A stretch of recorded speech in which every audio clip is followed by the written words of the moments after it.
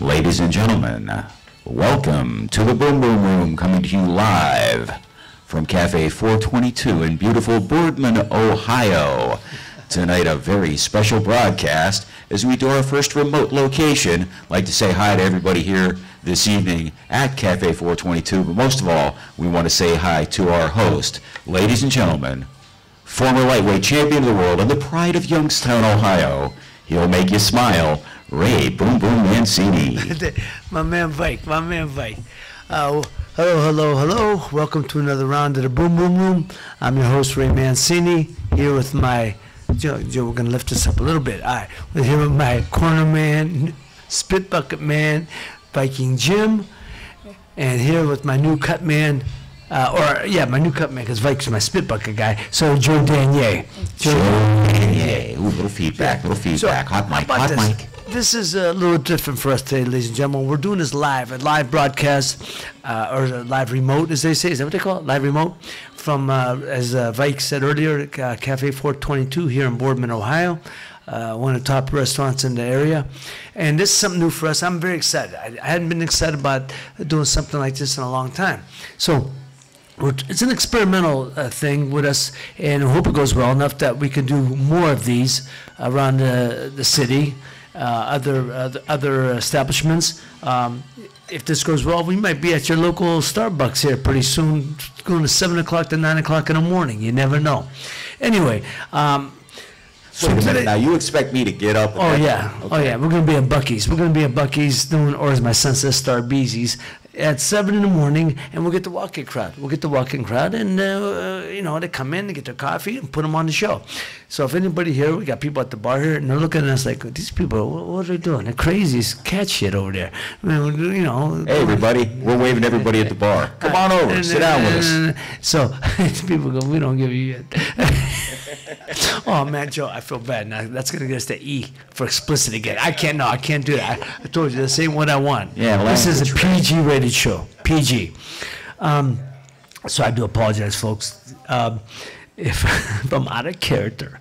Anyhow, we got a lot to talk about today. We're gonna go as long as we can. If we get some people to join us and bring some over, and right now they look at like they could care less. But as this goes along, we'll see who walks in. But right now, let's talk about, there's a lot of things I want to talk about today. So we're going to go down a list from all the different sports. So let's start off with the NFL, okay?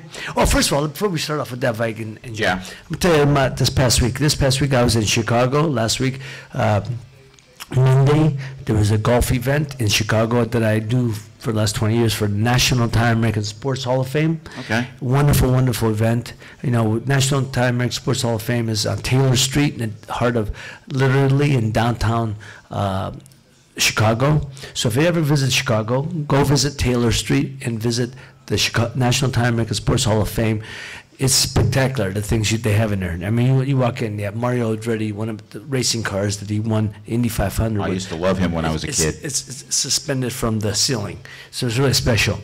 This really just for all Italo-Americans and people in general, for everybody, but especially Italo-Americans who are proud of their heritage, proud of their athletes. You would love this. Mm-hmm. So we had an event there.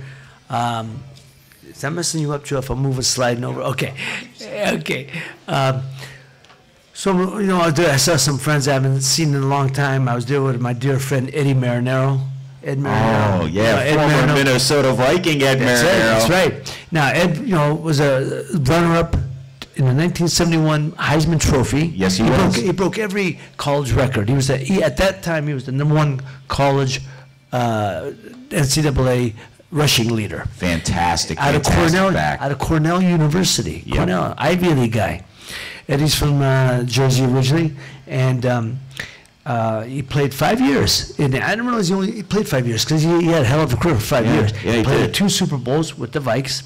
They didn't win either time. No, see, Ray, just real quick, a sidebar. I got to tell you, because I never do this to you, and I never do this to anybody, but you got to get me his autograph. Oh, Eddie, I'll try to Eddie. Yeah, I've got his rookie card. I swear to God, I love him. He'll love that. He'll love that. And he'll do that in a minute. I'll tell him. Anyway, go ahead. Sure.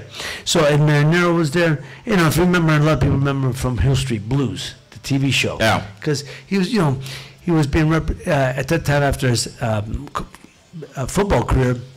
he got into acting, and he was one of the stars of Hill Street Blues for several years. So, and now he resides in South Carolina, Charleston, which I told him I will be there in August. So I'll go see Eddie, and the funny thing is, everyone thinks that they don't have the same problems as we do. He has a son.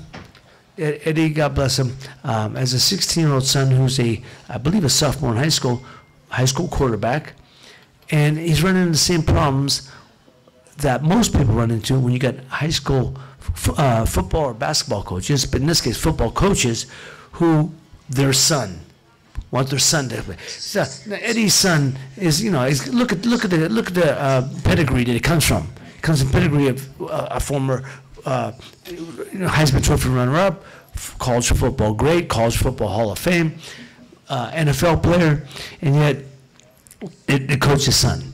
So we talked about it. He said, Ray, I don't know what to do. I said, Eddie, you got to talk to this guy. You got to straighten him out. Just tell him you want to play a level playing field. But obviously, people think your son like yours would get preferential treatment, but he doesn't. Instead, it's the opposite. It hurts him because he is your son. So you got to you got to sit the coach down and say, all you want is a level playing field for your son. You can't take it out your son that his father was an NFL player, and then because of that, you're going to use it against him. You're going to be extra tough on the kid. So anyhow, it was interesting. Just we all have the same problems. Believe me, I expressed to him my situation with my own son when he was in high school playing basketball, and it just me and the coach finally had it out. So anyhow, remember, high school coaches, you're there to build men. You're builders of men. Don't be breakers of men. Build them up. Don't break them. You're supposed to make them. So anyhow, and Marinero was there. Dan Pastorini. I used to love Danny Pastorini when he was with the Oilers and the bump Phillips. One of the greats. Oilers. And then we had a good discussion. Actually, we met at the airport. We arrived at the same time. We drove from the airport to the hotel together, and I forgot that at the end of his career, from 71 to 79, one of the greatest. They went to 2 NFC playoffs and lost to Steelers both times. Yeah. And one game away from that, so we never got a chance to play in the Super Bowl. And he wound up with the Raiders in that weird trade with Kenny Stabler. Exactly. You knew where I was going with that. They traded, and he thought when he went there, he said Al Davis promised him he'd compete with anybody, and he was in the final year of his 3-year contract. NFL players get they most people know, and NFL, Major League Baseball and NBA players are guaranteed contracts, guaranteed. So even if you fall on your ass and break your leg, you're in. Right. NFL is the only sport that all that's guaranteed is a signing bonus. This is why I tell people that the most overrated aspect of our generation in sports is NBA draft and NFL draft. Way too overhyped. Plus the weigh-ins of the night before the fight when a guy drops trowel, like that's supposed to be exciting. Yeah. So anyhow, I talked to him, and so that's why it's important to see where you are in the 1 through 10 in the NFL. So what your signing bonus is going to be. Yeah. Like Jamarcus Russell was one of the biggest busts for Oakland Raiders how many years ago. He signed for $60 million. He got $60 million signing bonus. Guaranteed. Never played it down. Yeah. He was terrible. He played like a year and a half, and he was terrible. But he played. He was thrown out after the second game. He sat. Yeah. Look at all the busts. Look at guys like Tony Mandarich. Yeah. The lineman for the Green Bay Packers. Yep. It was all the roids. Yeah. So what I'm saying is, so these are guys that. So Dan was telling a story about how he got traded, and he was at the end of his third year. For the third year to get another contract. He was in the third year, and he said that Al Davis said he'd give him a chance to compete, to start, because they had 2 other quarterbacks in camp with him, and he'd get a chance to start, compete and start. And he said he went out there and he was throwing darts. He was just throwing darts to everybody, all parts of the field. Al Davis said, okay, and also had passed the physical. Passed the physical. If they want to see him out on the field, Al Davis said, sign him. He said, boom, he signed a contract. He was guaranteed. Yep. Next day, Al Davis cut him. Jeez, what a cutthroat son of a... Well, similar to what Dan was not a fan. And you know, I met Al Davis years ago when I was in L.A. I used to see him at a restaurant. We used to go to the same restaurant, I just Mateo's restaurant on Westwood Boulevard. Yeah, you talk about that place Beverly all the Hills. time. Mateo's was a great joint, you know, and you know, all the big ones. Lucille Ball and Gary Morton, her husband, would be there. There'd be a table with Carl Reiner and Mel Brooks. Mel Brooks, thank you, and Anne Bancroft. You know, those two and their wives. And then Frank Sinatra was always in there. Still freaks me out that Anne Bancroft's married to him. That's Yeah, so weird. yeah. But anyway, go ahead. And Anne Bancroft passed. Oh, yeah. Yeah, That's she right. passed. That's right. Yeah. Love her. She was wonderful, yeah. Anyhow, Mr. Sinatra used to go there. So you see all the athletes. I'll tell you, one of the greatest pictures I ever got is there at the restaurant, and I can't find the damn thing. I thought I had it. It was a picture of me, Willie Shoemaker, and Wilt Chamberlain. We took a picture. The two of us took a picture together. So Wilt standing, I'm standing on the step, and Shoe standing on a bar stool. Yeah, that's a classic. But I never got it. I can't find it. Yeah, you guys would have had to stand on something. 'Cause you'd never fit you three in a picture. They don't make frames big enough. One of my favorite pictures ever took. I hope you find that. So, anyhow, but I used to see him, and I always remember when you know, for whatever reason, Marcus Allen, he put him in the doghouse. Yeah. And I was friends with Marcus, and Marcus couldn't understand it. He didn't understand what he did. I don't think and anybody Al Davis can. would never tell him. And that was the thing. He never told him what he did, why he was in the doghouse. The only thing, when they finally traded him to the Kansas City Chiefs, along with Joe Montana got traded by 49ers. Yeah. Marcus said the only thing he could thank Al Davis for is prolonging his career, extended his career. Yeah. So when Marcus got nominated and elected into the Hall of Fame, he went in as a Kansas City Chief, not a Oakland Raider. Yep. So that's or at that Los Angeles Raider. It wasn't Oakland Raider. He played Los Angeles. That's with right. the Los Angeles They're Raiders. going to be the Vegas Raiders So, pretty soon. Yeah, about that. It doesn't matter to those people, though. It ain't like no, Browns fans, no. because Raiders fans, they're mutants. How about this? You're a Raiders fan. You're a mutant. I was, but no more. No, it has through the years. Because when they went to L.A., it wasn't the Oakland Raiders. Wasn't the same. It wasn't the same, exactly. I like the guys on there. I have friends with Lyle Zay was a good friend. Howie Long's a friend. Mark was a friend. But, you know, Clifford Branch was a friend. I mean, guys Cliff I know. Branch. Rodney Martin was a good friend. I used to see Rodney. But just, I didn't have the same passion. It was in Oakland. It wasn't Changed it Oakland. for you then, huh? Yeah. Because I know guys that are Raiders fans that didn't make a damn bit of difference to them. They just, okay, wherever, hoop. Well, of course. Most guys didn't. And that's what I should have done. If you're an Oakland Raider fan, you follow them wherever they go. I remember now. How about this? We're going off track, ladies and gentlemen. We often do this here. At the It happens from time There to is time. no rhyme or reason for anything here. We'll get back to Chicago in a minute. Exactly. Oh yeah, that's where I was. Yeah. I'm keeping now tab. we're in Vegas. I remember my brother-in-law. I remember 3 or 4 years ago when they were talking of a football team in Las Vegas. It'll never happen. It'll never happen. I said, well, they say it's gonna happen. I'll bet you it'll never happen. Well, guess what? It happened, right? Yeah. And he couldn't believe it. And I said, well, it's inevitable. When it's a market. Vegas is a market, and there's because of the gambling. Well, they have to do something to regulate it. Obviously, it can be done anywhere. Right. The guys can gamble anywhere. So if they're in Las Vegas, what's the difference? Obviously, there's going to have to be precautions put together, and I'm sure they are. But right now, Las Vegas, of course, look what they did with the Golden Knights. Yeah. Is it Golden Knights? Golden Knights, yeah. With the one game away from being eliminated, right? The season, or they didn't win. Washington Capitals is one game away. I think there's one game left, I believe. I would really like to have seen the Las Vegas win it first year. That's nice. But Ted Leonis, the owner of the Washington Capitals, is a friend of mine. So I'm a friend of his, I should say. Uh-huh. And a nice man, and I'm so happy for him. So he also owns the Washington Wizards. And they came close, but this is his best shot of getting a title. Yeah. So anyhow, but what I'm saying, so it's happening. So like you said, it'll be Oakland Raiders, it'll be Las Vegas Raiders pretty soon. And it's a good market for that. Yeah, I of think. course, it's got to happen. It's too big. It's too big. And now, how about that? They're talking about, regulating gambling in every state. Right. They just did it. What was it? Rhode Island.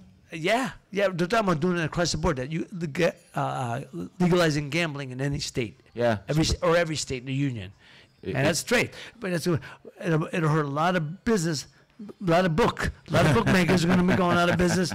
Going to hurt a lot of books out there. So It's almost like legalizing weed, but with gambling. Exactly. Well, that's it. You That's just it. made a vice legal, Well, and now you're going to right. knock a lot of vice guys out Right. from underneath you, taking the market. Remember you had a guy in the neighborhood, you know, you got a nickel bag or something? Yeah, I remember that guy. Yeah, I never did. And I did. I didn't. Never will tell you that. I never did. I just knew the terminology, though, Joe. Yeah. But Sure. But the guy now that put the guys at the nickel guys out. Yeah. Put them out. Oh, Nickel and dime bag absolutely. guys out of business. They're done. That's it. So anyhow, that's another business that we'll talk about at another time. So, So anyhow. yeah, where were we? The Hall of Fame? Where we were still? So we were at the golf event. The golf event, there I you was go. with Dan Pastorini, lovely, just a wonderful man. Number Just- 7. It was great. Yeah, number 7. That's right. Eddie Marinero, Vince Ferragamo. Vince Yeah, Ferragamo, what a number hipster. 15 for the Los Angeles Rams. My man, he knows his numbers too. That's And that's he's my right. Eric, dude. That's my Eric. I do. That's right. He's You gotta right. I remember- know the numbers. You're right. Number 7. He knew Dan. He knew Pastorini was number 7. I was with my friend Paulie Malignaggi, 2-time world champion, boxing world champion. Paulie's just great. You know, I didn't realize. I didn't realize he was that much younger. Paulie's only 38. He could be my son. I love the. Wow. I have a lot of affection for. I really have a lot of affection for Paulie. Just I haven't really spent no time with him. 30 years I got to see him, I meet him and talk to him, but really spent more time with him. Really, just a lovely, lovely man. And you are about to be his dad. I am. Yeah, I'm 57. He's 38. Does it ever freak you out when it dawns on you with people? Or you I go, didn't realize that. Yeah, I'd rather- you could be my son. And, you know, terrific fighter, 2-time champion, and the best boxing announcer out there, bar none, with Showtime. Oh, yeah, Bar I'm gonna none. have to He's check the him best, out. The best. I gotta watch more speaks, fights. knows what he's talking about. When you listen to a fight, here's what I tell people. You don't want announcers that tell you what you just saw. Oh, left hook to the body. Oh, straight right-handed head. Yeah, I just saw that. You want a fighter or somebody, the color guy, they call it the color commentator, Right. to talk about what's going to happen. Why is this guy doing that? Why is he why is he throwing punches? Why is he jabbing to the body? Why He's jabbing? doing this Because- in an attempt to do that to Right, get him to do the other thing. exactly. Then how's he going to And counter? say, and- if he's jabbing to the body, because when the other guy keeps dropping his left hand, and he keeps jabbing the body because he wants the guy to drop, so he sneaks a right hand over the top. Boom. 20 seconds later, he slips right in over the top. That's why. So this is what when you're an announcer. That was when I did commentary. That was what they tell you. We want why people are doing what they're doing. What are they looking for? And Paulie's the best right now, and I really admire him and enjoy his commentary. Yeah, And he's just a wonderful, sweet guy, handsome son of a gun. Oh, ladies, believe me, he's handsome, and I believe he's single. Don't want to guarantee it, but I believe he's single. Handsome son of a gun. And also multilingual. Yeah. He was born in Brooklyn, but raised in Sicily. So we're both Sicilian. And then he came back to the States when he was 7 years old, but he started school there. He speaks, perfect English, Sicilian, Italian, which is a different language. How different are they? Pardon me. Our words, Sicilian language comes from Greek and Arabic. Okay. The Italian language comes from Latin. Ah. So it is different, not a dialect. Ladies and gentlemen, we're not a different dialect. When I go to Sicily, I speak Sicilian conversationally. So when I'm in Rome or I'm in Milano or Florence, and I speak, people there who say, Mr. Mancini, you don't speak Italian, you speak Sicilian, so let's speak English. But Paulie, and he speaks perfect Spanish, so I'm just saying, ladies, he's a wonderful catch. Lovely, lovely man, handsome son of a gun. Good guy. Send Good us a guy. text, ladies. We'll hook you up. Yes. I'm also there with Carlo from The Godfather, Gianni Russo. Gianni Russo is a good friend of mine. We talked about, I used to go to his joint in Vegas, State Street, in Las Vegas, early 80s. When I was champion, 82, 84, 85, 86, all the late 80s. It only closed about, 10 years ago. But it was a great joint. Gianni Russo, Carlo from The Godfather. And he sang, and John, handsome son of a gun, he is, God bless him. And so Johnny Russo was there also. So it was just a wonderful event. My friend George Randazzo, Cool. the president and founder of the National Time American Sports Hall of Fame, puts on a wonderful event, and it was a great, great event. So that's what I did this past weekend, and Monday was the event. I flew back on Tuesday. So now that I'm here, We're so glad which is you're well, home. ladies and gentlemen, just so we weren't up Tuesday because my man Joe Danier was moving offices, moving to new offices, which is be downtown Youngstown, correct? Okay, so we're moving from Poland, where we were originally in a little shelter. It looked like a little bunker in there, man. Yeah, a It was little air raid little- shelter. It was a little shithole. Civil defense. And we were like, There's that E-rating again, Ray. Oh, there we go. Get that. There we go. We're not going to. So we were like victims in there, like trying to do a show. It was like what they did during World War II. If I Yeah. get World War II, when they Yeah. did trying to do the Oh, radio it show. reminded me of, like, you ever see those post-war movies where they're testing the A-bombs? Yeah, that's it, And they that's got the it. dummies That's what in we there. were. That's what we were Hey, like. we got to do a quick shout-out to our friend Carl Early. He just approved the show getting posted on the Facebook Boxing Banter page. I appreciate that. So, Carl, thank you very Thank much you. for everybody, And- to you for helping spread the word. And everybody go check out, if you're a true boxing fan, go to Facebook and check out the Boxing Banter page. And they will make you answer some questions before they let you in. They don't want any trolls. They're looking for true boxing fans over there. So if anybody here, nobody's paying attention to us. We got people at the bar not paying one bit Hey, of are we allowed to go one over there? bit of attention. No. It's okay. We like it. It's like we're having our own show in a room full of people that pay no attention to us. Well, It's a beautiful, well, it's a beautiful thing. Can we take Ladies the and camera gentlemen, mobile? We could go to the bar, we man. have to do that. We have to do that. I'll stay here. Just talk. We'll just talk for bar talk. There we go. Not a bar talk. Anyhow, but this is fun. Actually, I'm looking forward to this. So we may do this. Look, we never know where we're going to show up. We're trying to do this at remote locations once a week from now on at different places around Youngstown. And like I said, we may be doing this 7 in the morning from Starbeezy's down the street. Do we get the okay for? Did you talk to the? who's gonna- So. Who's going to cover for Who's Okay, going to okay. cover for me on my day job? Oh, come on now. No. Gonna you gotta leave be me there. out, Ray. What Come time- on, you hurt my feelings, man. What time you got to be in work? I got to be there all morning, What time? like 5:30 in the morning till noon. Oh, you go I'm that gonna- early? well, you know. Oh, no. Yeah. We may have to maybe do- I can get somebody to we- cover. we may have to We're do- we have We're to- training a new guy. I might be able to make the All odd right, there exception. we go. I don't So- want to jam you up, champ. Come on. No, you're my man. You the man. Bing. We gotta get the We sound. gotta get the sound Get the effects, sound. man. So anyhow, first, again, I want to thank our friends here at Cafe 422 in Boardman, Ohio. Here in Boardman, Ohio, and our friend Cedar, who is the proprietor, owner of this fine establishment. So Cedar, I appreciate you allowing us to be here tonight. The fact that he's not here. It's very swank, though, Ray. I'm The fact surprised that they let but me the in. fact that he's not here, what does that say for us? What does that say about our show? Yes, you can have your show at my place. I just won't be there. Okay. Oh man, that ain't good. That ain't good. That ain't nothing. So anyway, Oh, hey, man, come I on. want to know one thing. If we are, we still got my friend Scott Murray listening in Birmingham. Scott, if you're listening in Birmingham, please text or something. Let us know that you're there, like you normally do. And all the rest of people from Birmingham. So, Birmingham, England. Ladies and gentlemen, believe it or not, this is an international show.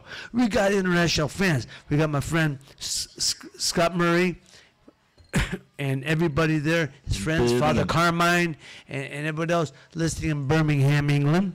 I have family and friends listening in Venezuela. Cumana, Venezuela. I have friends of mine listening over in Italy. I have friends of mine listening in Italy. Didn't we get an Australian a few weeks ago? I swear to God, we might got an have. What Australian. are they, 18 hours ahead of us? Yeah. 18 hours ahead of us. So we were 12 hours, 5 in the morning. Yeah, could be because 12 hours, 6. Yeah, we're over there like 1 o'clock in the afternoon. He's up that early. It's probably some There you go. weirdo with a There you case go. of Red There you Bull go. and, a, It's a and beautiful an internet thing, man. problem. So it's a beautiful thing. We love you all. Anyhow, so again, our friend Sadar here in Cafe 422 here in the beautiful Boardman, Ohio. Okay.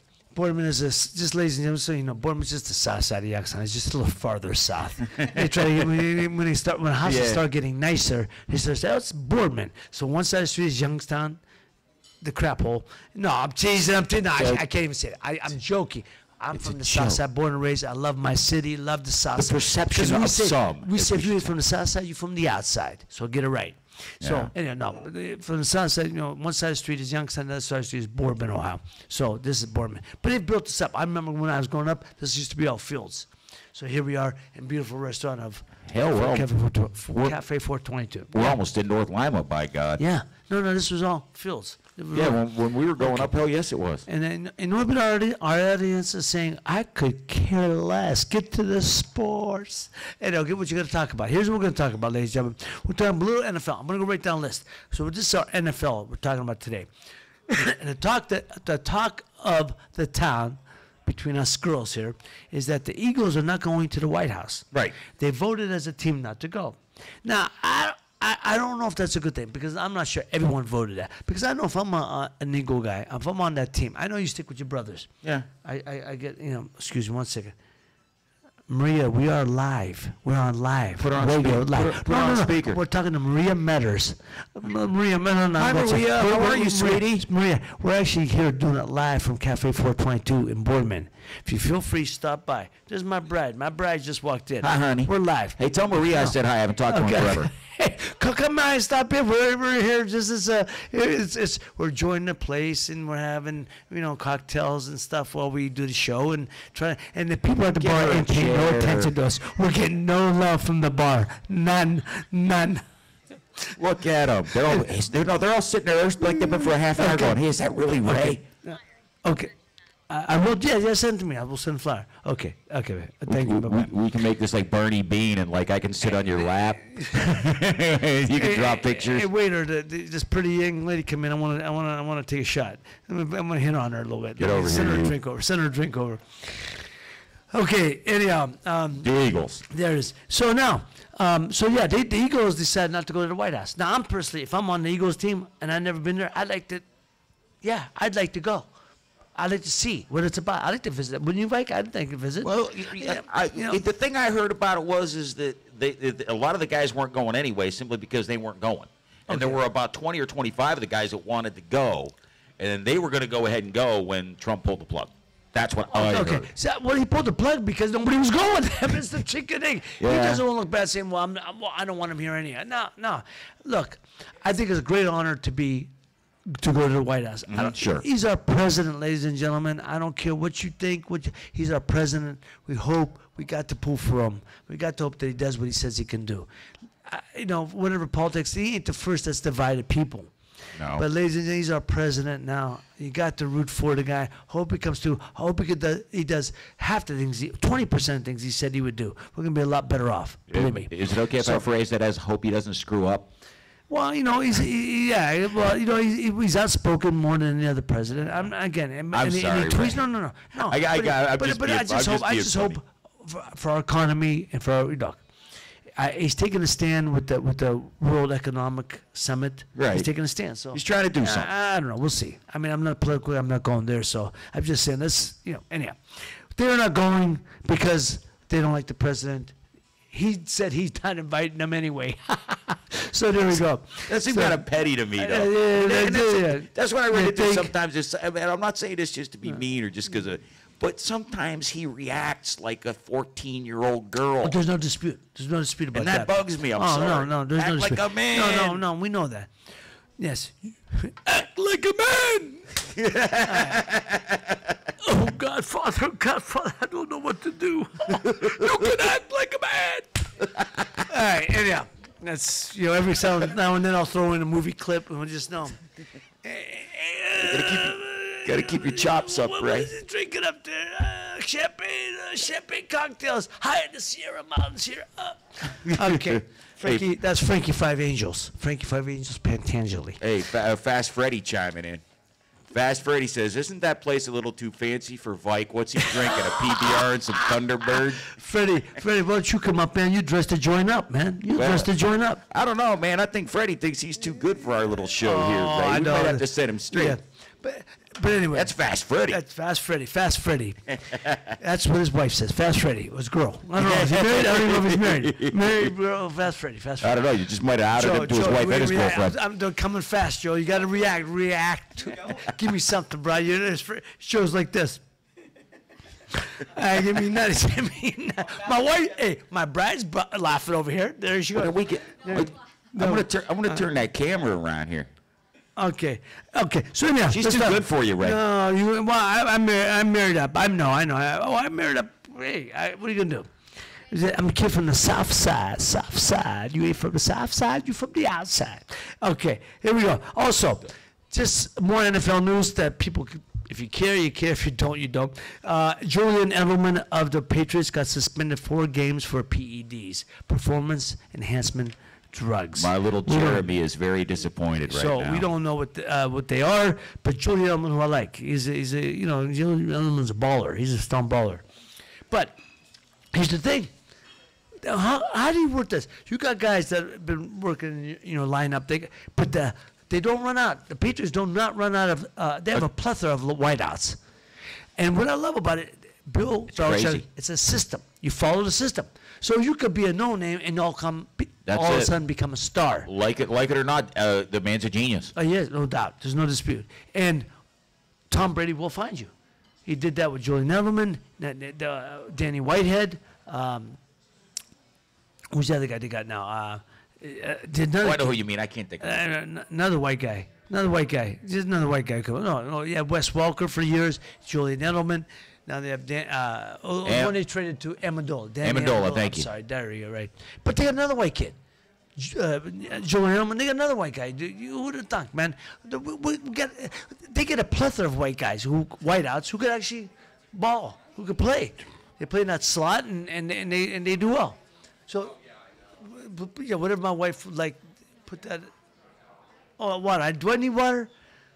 My wife always tells my breath is bad because I don't drink enough water. She tells me, is that a fact? Ladies and gentlemen, is my breath bagged? Is there? Yeah. Are we gonna get true tales? She tells here? me I got better. She says, you don't drink enough water. Your breath is starting to stink. Drink water. Come on, man. Still. Okay, that's still. Okay. Oh, it's a difference. Nicer way to say it. Very nice. That's right. That's a pleasant way of saying it. All right. Anyway, so Julian Edelman's be out for 4 games. If you're a Patriots fan, don't worry because my man Bill Belichick and the Patriots, they have a plethora of whiteouts. For whatever reason, they just keep coming. They bring them it is a great system. And people love to hate the Pats. They're like rabbits, man. They just keep breeding them. I bet you they're cloning them. Yes, you just figured it yes. out, Ray. That's what it is. Belichick's a mad scientist, and he's cloning wide receivers. Probably, because this guy, he might get flat a coach. We know that. But Jesus, man, they keep Boys from Brazil.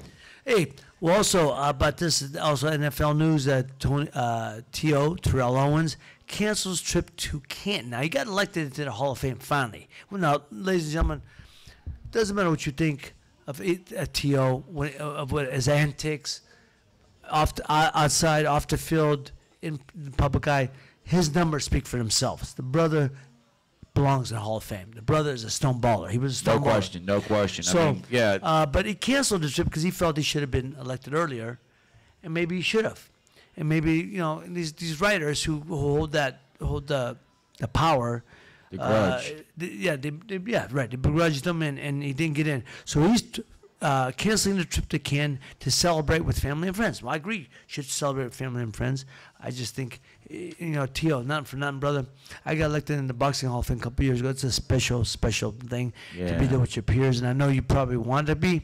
But you're trying to make a statement maybe. I don't know. Or you actually want to celebrate with friends and family and others somewhere else. So whatever, I appreciate that and admire your decision. But it's justly deserved. So God bless you. Our friend Cornell is calling us. It's Bang Bang. Excuse me, ladies and gentlemen. Cornell, I am live on the air at the moment. Tell him to come down here and join us. Okay, brother. He understands that. Is he coming down? No, he said, I'll talk to you later. All right, that's just him. Okay, now, in NBA news. Here, ladies and gentlemen, if you're from Northeastern Ohio here, it's not a very happy time here. We're down 3-0, but we were down 3-1 last time. That's right. Well, hey, he came back and won 3 straight. Coming back and won 4 straight. I don't know with this team if he can do it. Look, here's the thing. The Cavs shouldn't have been there in the finals. One man willed them to be there. Yeah. A lot of role players got there. So they're down 3-0. And they lost the first game on their home floor, so it's not a good sign. But, it's like they say, as Yogi says, it ain't over till it's over. That's right. Miracles happen. Ladies and gentlemen, it's over. Anyhow. Come on, Ray. Have a little faith. But the people are saying, will LeBron win the Finals MVP? No. Ladies, look, it has happened that in other sports, and I don't even know, it might have happened in basketball, I'm not sure, the player on a losing team has won the MVP. Yeah. But you can't go 4-0. You can't get swept and be the MVP. Seven games, you consider it. I mean, yeah, exactly, Mike. You can consider it. He can't. So, ladies and gentlemen, will he win the MVP? No, he can't. But who will be? I don't know. I mean, there's been a lot of guys doing. That's the thing at the Golden State. Golden State plays a style of game that's reminiscent and very, very similar to Greg Popovich's teams at San Antonio. Why? Because Steve, what's Coach State? I can't think of Steve's last name now. The head coach of the Golden State. Steve. Yes, we'll find out his name. Look, know that. My mind is, I can't think of it. No, I'm slacking. This is why you keep me around, is to remind you of stuff, and I forgot. Oh, my brother. That's it. Thank you. And Steve, the coach of the Kerr. Steve Kerr. Thank you. Jeez, oh man, should have had that last fight. Should have had. Right? I've said that repeatedly. I couldn't help it, mister. Every time I hit a bill, I start throwing punches. Steve Kerr. My son actually played against Steve Kerr's son when he was in high school. His son went to Palisades High School in Palisades, California, which is just north of Santa Monica. And the kid was just like his father, hit them outside shots. He didn't get involved in the mix. He went from 3-point line to 3-point line, and that was about it. But the kick and dropped the ball. He'd kick and flat out shoot. So, anyhow. But Steve Kerr's style, Steve Kerr played for Greg Popovich, two of the greatest coaches, Greg Popovich, and, of course, the czar for the Chicago Bulls, Phil Jackson. Phil Jackson. I remembered his name. Phil Jackson. But Greg Popovich was all about sharing the love with that ball. Ball movement, open man. Plenty of assists, plenty of... Absolutely. And they still play that way. And if you don't, it's a system he has. You fit his system or you're out. Well, Steve Kerr plays that type of ball. So that's what they're doing. And they're just they're down first quarter, down at halftime, and then third quarter they kick our ass, and then fourth quarter they just run away with it. It's been crazy how they've done it. It's all so over. This is 4 years in a row that these two teams have met in the finals, and right now the Golden State Warriors are up 2-1. Looks like they're going to go up 3-1 in this series. But I got to admire LeBron. This team should not have been in the finals. He willed them to be in the finals. And so it's just, what he's done is tremendous. Now, here's the question. All right. Two questions. Will LeBron James stay? Well, first, before that, they're saying that many people feel that Kevin Durant is going to opt out of his contract. Really? And leave. Yeah, this is the third year. And they're saying that he's going to opt out and go. And because he's won now, he'll win a couple rings. And there's no need for him. He just wanted to go there to win some rings. He won the rings. And they're saying he might go back to Oklahoma, which possible. Well, that would be nice if he went back to Oklahoma City, because I kind of liked him at Oklahoma City, and after the move from Seattle. But him and Westbrook won't fit. It will not fit. Westbrook's got to change his game. Okay. Westbrook ain't going to change his game. Because this has always bugged me about the NBA, especially and it's not quite as bad in soccer as it is in the NBA, but it's there as well sometimes, where guys will move teams without giving the slightest damn about the fans or the city or the program or nothing. They seem to be the most mercenary of anybody. Well, you're absolutely right, Mike. I mean, look, when Durant left, he got vilified, much like LeBron did when he went to Miami. He got vilified by the fans. But people now, after they won a couple titles, they go, "Oh, I get it." Same thing with KD. He wins. They go, "Okay, I get it," and then he can go where he wants. I don't know if he fits there because he's a role player. He'll find his role, and he did. He's done it great. But he can lead a team. He's the next coming. LeBron's the best player. KD's right below him. Seth Curry fits in that system better than anybody. But I'm not sure Seth Curry could carry a team on his own. I do not believe that. KD can. LeBron can. Curry needs the role players around him. Exactly. And then KD don't. KD just lived up for 43, I believe, last night. He just was unbelievable. He's one of those guys that can flip a switch. 7-foot guy who drops 4 3-pointers from 40 feet out. That's unheard of. Unheard of. Well, you see the way the game's going, though. I mean, is the three-point game killing the inside game? Well, a lot of people think it starts from the inside out. I like the 3-point game. If you can hit, if you're balling and you can hit, it brings you gets you back in the game. Yeah. Or if you're throwing bricks like we were the other night, He get you out of a game real quick. Right. So, I just think KD is LeBron and KD are two players that could carry a team. I'm not sure there's anybody else who could carry a team. Seth Curry can't bring a team by himself. Not in this current era. How are you? Is that Jeff? Is that Jeff? Jeff? Is that you? Hey, Oh, Jeff, my come over man, and Jeff say hi. Mondash. What you? I ain't got my glasses on. I'd have seen him too. Hey, Jeffrey, what's happening? I'm on TV. Yeah. Fred, look at this handsome son of a gun, ladies and gentlemen. That's right. Slovaks and Italians. Jeff, how you doing, brother? Good. Why don't you go to the bathroom and do your business? He's on the way to the bathroom. I stopped. Then come back and join us for a short spell. All right, brother, you got it. I've heard that guy's voice before. Just this morning when I was mixing spots. There you go. There you go. So our friend Jeff Ondash, our local gentleman, who has a radio show, TV show. I mean, he's just a good guy. He knows his stuff, and he's all about Youngstown. And we're going to talk to him in a minute. He gets voiceover work. How come I don't get voiceover work? Exactly. We're going to ask him You got that. the voice, Vac. I don't know why. Local people, local establishments. Vike got that voice, man. He's got that silky smooth, silky smooth You are a voice. beautiful woman. Show you right. Anyhow, how about my voice? How about this? What if this is the voice you got to wake up to? Tell him I'm Moyer. Tell him if this would. That girl, my bride, says she loves my voice. Oh, she's the bestest. She's the bestest. Trust me. She's too good for you, Ray. Keep saying that. I never start thinking that. So. Okay, so our NFL, we went down. Not NFL, we're NBA. We're NBA now. That. Woohoo! Nobody NBA yet. Okay, the Cavs down 3-0. They're not coming back. You got no shot. This one late. I'm the hopeless optimist, but believe me, not with this cast of crew. Can't do it, won't do it. You got to be up at least down 3-1, which you did a couple years ago. 3-0, you got no shot. You ain't beating Warriors 4 straight. You could beat them 3 straight. You ain't beating them 4 straight. So. With that being said, yes, what's the next one? And they're saying KD's opting out. More likely he's going to go find another team. I believe that to be true. You got it. This will be a second ring. Once you got 2 rings, you want to go find your own team and see if you can bring them. So I think KD will be leaving. Now the other thing is, will LeBron be leaving for another team? Everyone's speculating that he's going to be leaving. And here's the team of choice. Their team. They're saying he's going to leave to go to Philly. I do not believe that. Why? Then people said Los Angeles. I said, Jeff, come on over, man. I'm saying, why would he go to Philly? It's another cold city. People are saying L.A. I get L.A. Jeff, you hearing this? I'm talking about people saying LeBron's going to opt out. I do not agree. I do not believe that. People say he's going to go to L.A. I said, why? He already lives in L.A. in the offseason. He has 2 homes in Brentwood. People say, well, he's going to go there because the entertainment industry. He's already in the entertainment industry. You don't need to get in the industry. He's already in it. So why? So why would he leave? Hi, how are you? Good, nice to see you. Thank you. We're doing a live show here today. If you feel like saying something, come over anytime. My bride will try to get her on too.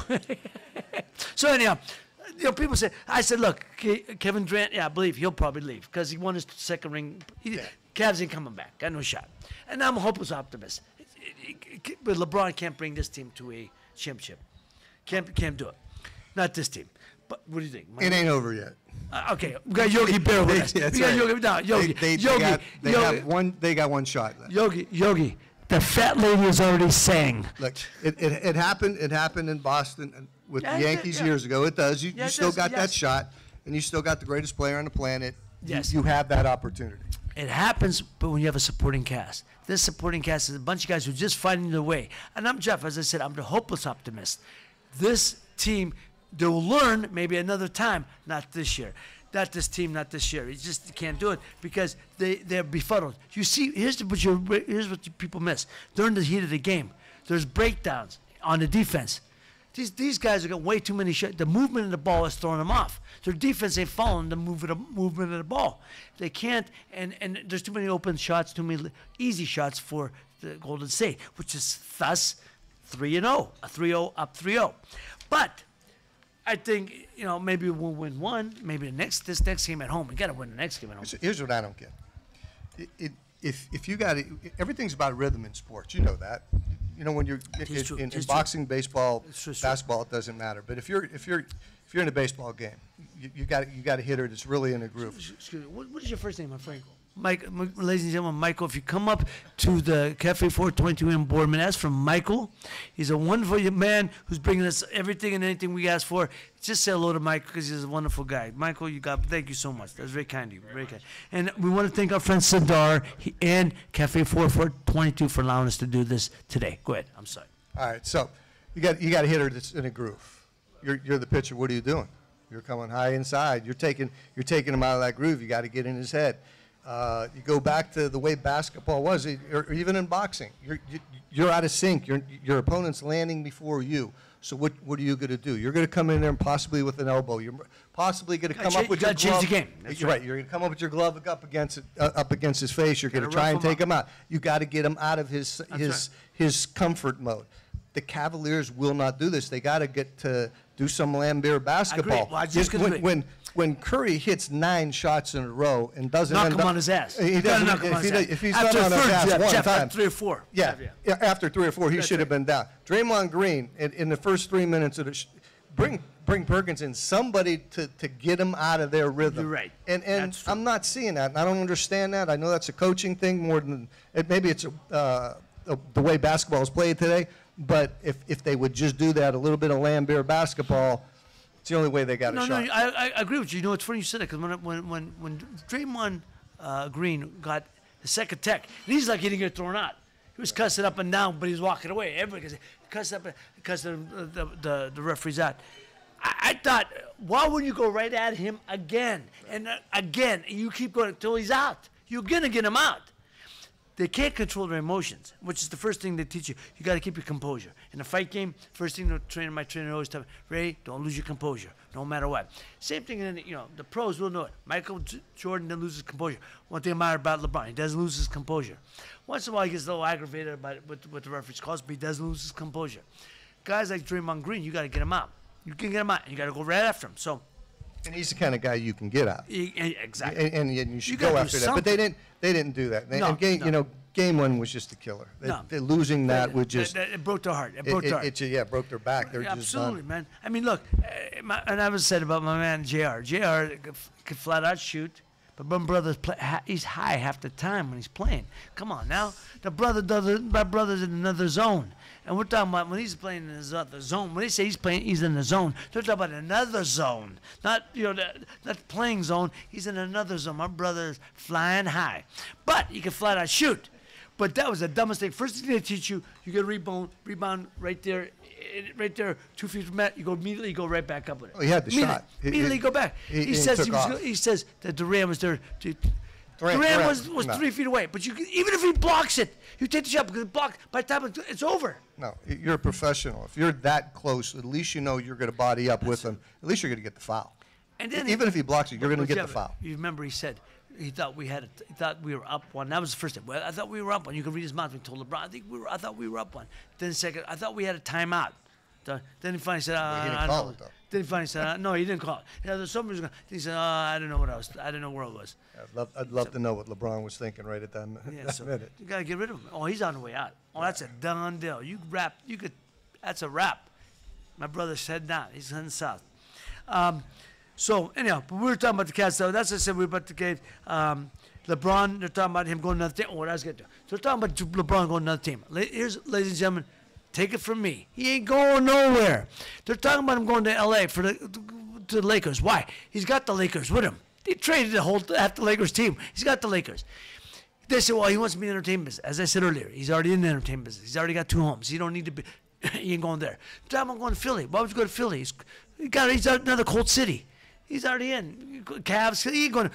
I think he stays, plays out his career in Cleveland. He's got such goodwill. I think the sit down this offseason is who they're going to bring in with him. Because I think he wants to win another championship for Cleveland with Cleveland. And I think they got the elements. They got a lot of young blood. They need one more guy who could be the second, who could be the Klay Thompson for him or the Draymond Green. He doesn't have that yet. Caleb is that. Caleb could be Klay Thompson. But he's not physical enough to be the Draymond Green. Well, but that's the thing. And the other thing he's is breaking down too. You got to worry about his kids. His kids are coming to the point that's exactly right. They're in school. You can't be moving around. No, they're at the age where they're going to be playing ball now for St. V's where he played.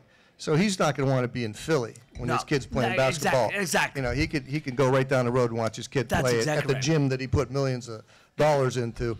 I don't think he's going. No, either. I agree really with you. don't. I tell people they keep talking about it. My man Stephen A. Smith. And I love Stephen A. is a friend of mine. I like Stephen A. Very few are more knowledgeable than Stephen A. But he keeps saying he ain't staying there. And Stephen A., my brother, I don't know if anybody sees this and tells Stephen A. I love Stephen A. I love what he's doing. Him and Max in the morning. I love watching him. But Stephen A., brother, wrong. He ain't going nowhere. He's here. I think he's committed to Northeastern Ohio. I think he's committed to Cleveland. And he brought one championship. I think he's committed to bringing another there. It makes no sense to go anywhere else. He's got the rings. That's all I wanted. He's gonna be talked about down the road of the top 5 players of all time. I mean, no, he's here. Yeah, in my opinion, he's already ahead of Jordan, and his career's not over yet. So you can't even compare him to Jordan just yet. And plus, they're two different players. That's really. right, exactly. So when you look at it that way, but let the guy finish out his career before you start continue. putting That's him. exactly And he's right. got 3 or 4 more years. I don't think he's going anywhere. He'll give Cleveland another shot. And if Gilbert was smart, he'd give him part ownership of the team. No, I and don't think keep he him hasn't there. already. Look the money he brought to downtown Cleveland. Absolutely. For the last week. Jeff, people have said, I think he already got a part of the team. I think that's part of the deal. When he came back, when he came back 3 years ago, was it 4 years ago, whatever it is now, part of the deal was I come back, but I want a chance for part ownership of that team. I think Gilbert says, yeah, bring back. After he won the title, I think that's a wrap. I think that's a done deal that he will have ownership, part ownership, like Magic did in L.A. I mean, he's going to get a half, but it'll be a nice percentage of that and team. Jordan did the same thing. He's not. I don't think he's going anywhere. No. And he's at that age now where. Why would he? And to try and go and build in Philly when you got coaching problems there, at least he's at home. He can control his environment here. I don't think he's going anywhere. Now, talking about Philly. Okay, let's talk about that for a second, about the tweets. Everyone talking about Brian Colangelo coming out he had 4 these accounts, these burner accounts, burner phones that were ripping players up, and they went back to Brian Colangelo. He said, no, I didn't do that. Well, finally came out today. I don't know Brian. I met Brian. I know his father, Jerry, who was one of the most stand-up guys in this world. Jerry Colangelo, one of the greatest individuals I've met as a person, as an individual, as just a character is top-notch. It's his son, so I can't believe it falls far from the tree. They found out it was his wife.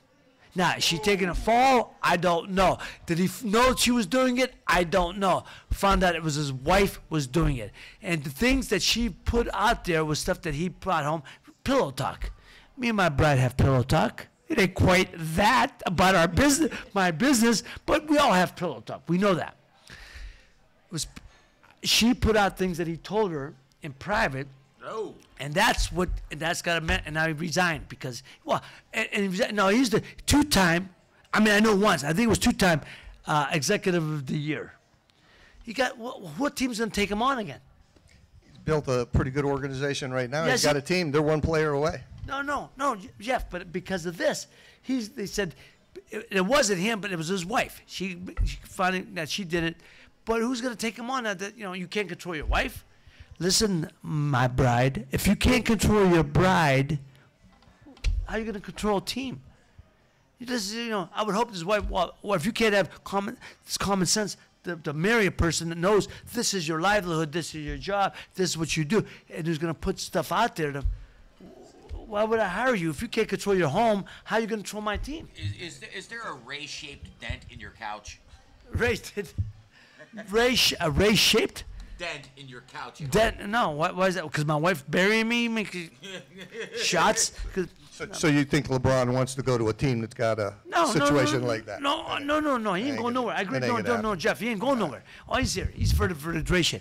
We're talking about Philly, but I'm just talking about, made me think, because the executive, Brian Colangelo, who really said it wasn't me. He knew it was his wife. Obviously, found his wife. But he didn't want to put her out to dry. But they found out it was his wife. And she came out and said it was her. One of the reasons, or she tried to save her husband.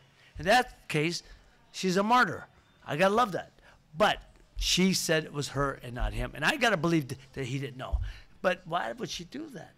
If she did do that, anyhow, and this is a side note from the 76ers are getting rid of Brian Colangelo, 2-time executive of the year, who helped build that team to where it's at. And they're, like you said, they're one player away, I think. Yeah, and it ain't LeBron. No. All right, you take care of him and get back dinner. Thank you. My brother. Keep up with the podcast. No, wait. How about my friend Jeff? He stand up and he'll come and give me a few minutes of his time. Stand up and they say, okay, you're boring me now, so let me get out of here and go have my food and my dinner. I love that about this guy. Some creme brulee waiting for me, man. got I it like right. you, but not more than creme brulee, dude. Thank you, Jeff. Thank you for your Mike, time. see you, buddy. All right, take it easy, Jeff. Thank you for your input.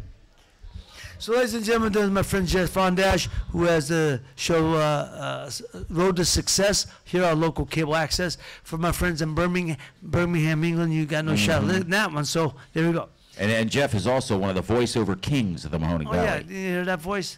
I mean, how about my voice? Ladies and gentlemen, hey, Scott, please let people know. Text us. Would you like to hear my voice doing a voiceover commercial in England? Or, ladies and gentlemen, anywhere else in this country? Would you like to be hearing me? Because I could change my voice. I could get to my bedroom voice. Hey, baby, yeah, show you right. What a beautiful woman. Come to Raymond. My bride said, no, I don't think so. Dude, you sure you're I not? give it a shot. You sure you're not sleeping on the couch tonight? There's not a ray-shaped dent in the couch where you sleep all the time. But Hey, we got you got some because I got some listener questions here. I was going to throw out. let real me quick. just finish. Do your thing. I'm sorry. I don't want to bust your flow. No, real fast. I'm gonna go through this fast.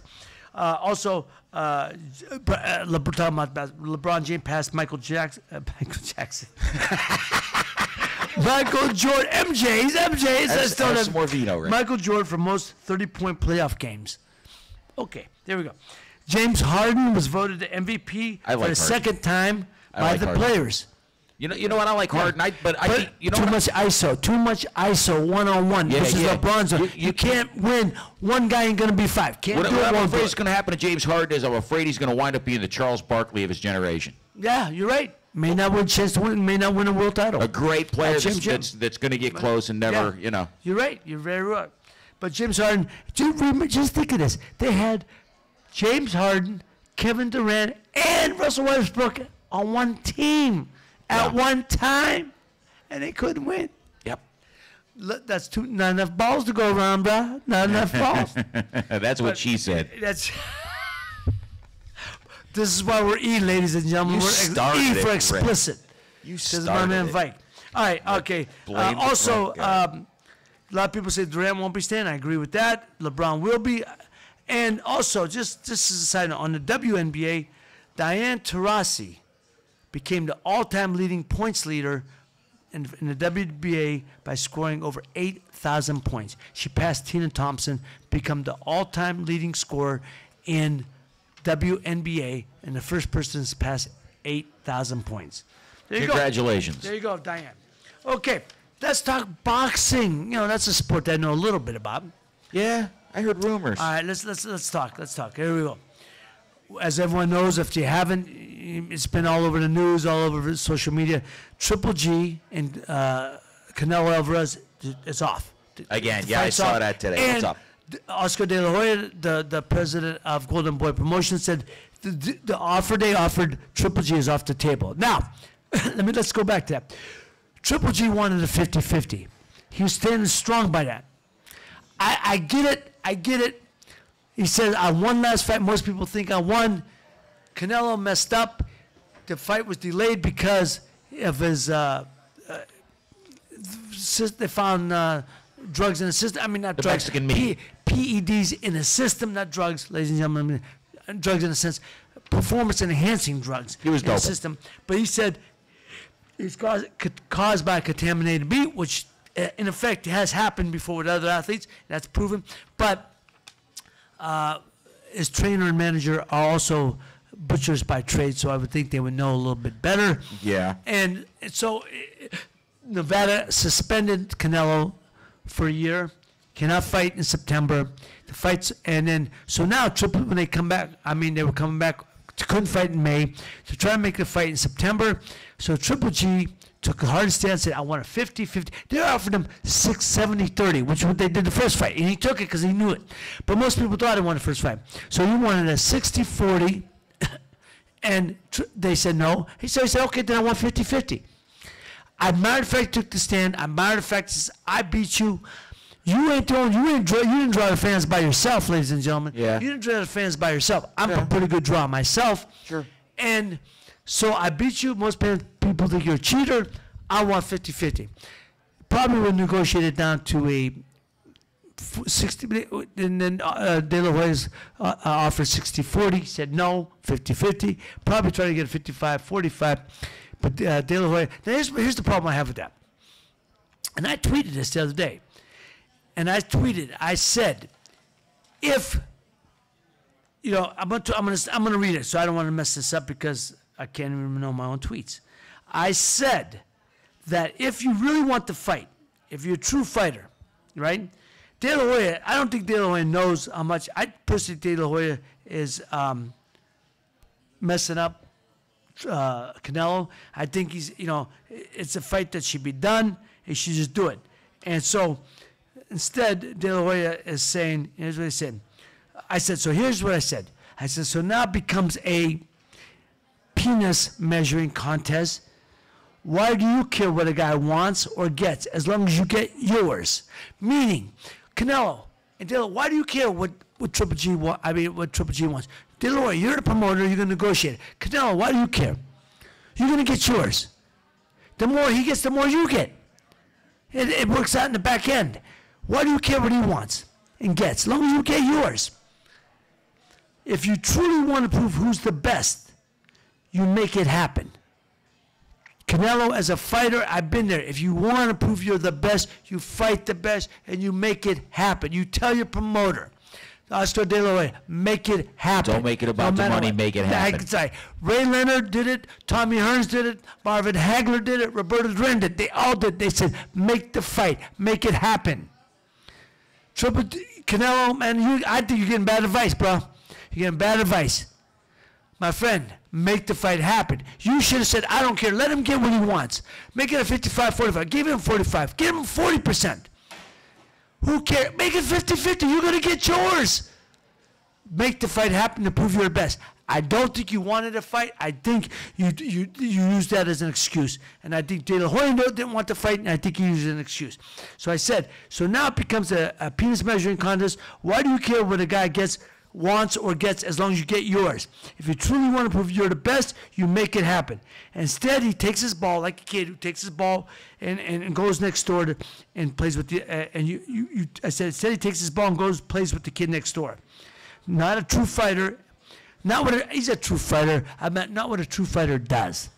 Not a true fighter. Not what a true fighter does. Makes sense. Not a true fighter. More of a Wall Street accountant. You're thinking like a businessman instead of like a fighter. Let your people handle the business. Take the fight. Go beat this guy. If you truly believe you can beat him, if you truly believe that you won the last fight, go fight him. You want to. It's about your legacy.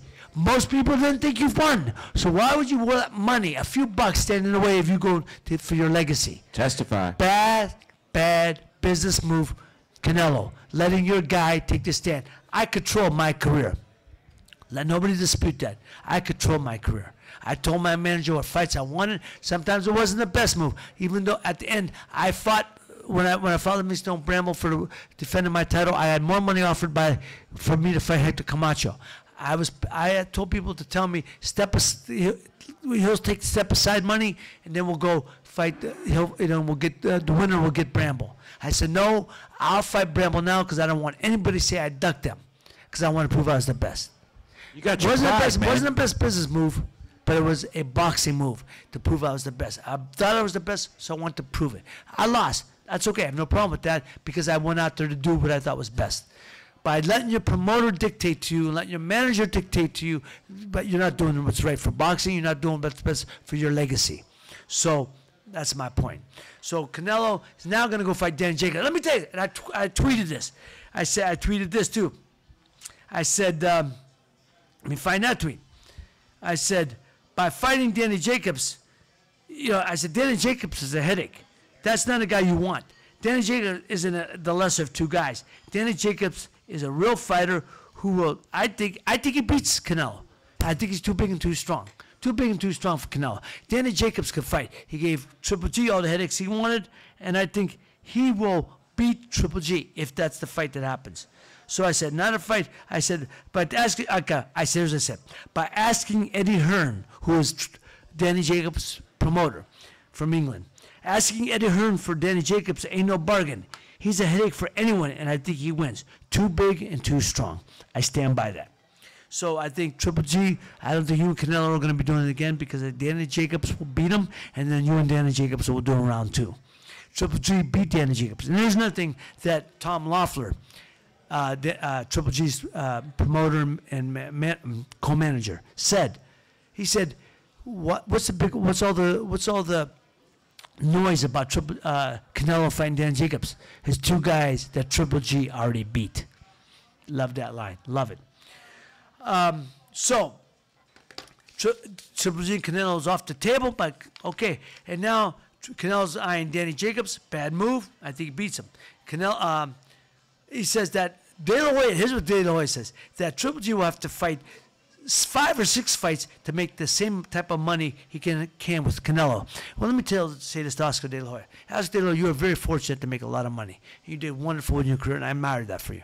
And Bob Arum made that. Don't let nobody get disputed. Bob Arum got you that money because Bob Arum is the best promoter there is. Has been for the last 50 years. And Bob Arum, even Bob Arum, and I tweeted this also. I said, Bob, there's a reason why he's been the best promoter for the last 50 years. Because he knows what's best for the game and the integrity of boxing. He knows what's best for the game and for the fighters. He wants to give the America, the public, the best fight possible. He's the best at that. And so he did that with you, he did it with me, and did it with a lot of fighters. Bob Arum is the best promoter. There's a reason why he's been the best promoter for the last 50 years, because he makes the best fights. And Bob Arum has an understanding of the word compromise. He knows you have to compromise. Even working with other promoters. Him and Don King couldn't stand each other in the 80s, yet they worked together to make Larry Leonard and Roberto Duran.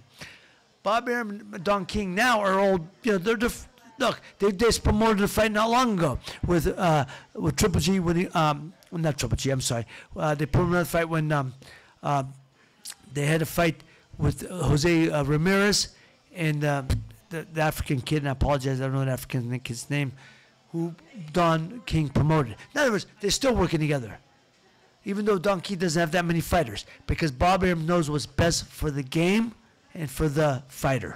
So De La Hoya, if you knew what was best for Canelo, you would have made the fight. You would have gave it a little bit and said, it's not off the table. We could work with a 55-45. That's what you should have said. Bad move. Bad move for Canelo and bad move for you. And I don't think Tom Loeffler or Ronnie DiNicola or Triple G care if they have to fight 5 or 6 other guys. If you want one fight for $5 million, or 5 or 6 other guys for $1 million each. But if it's a better, I'll take the fights. If I'm not going to let you control my career. So, anyhow, that's what Tom Loeffler said. So Canelo and Triple G, Danny Jacobs happens. 2 guys that Triple G already beat, and now you got to put Triple G in a headache fight with a real headache, another headache. I should say not a real headache, another headache with Danny Jacobs, and I think Danny Jacobs beats him. So there you go.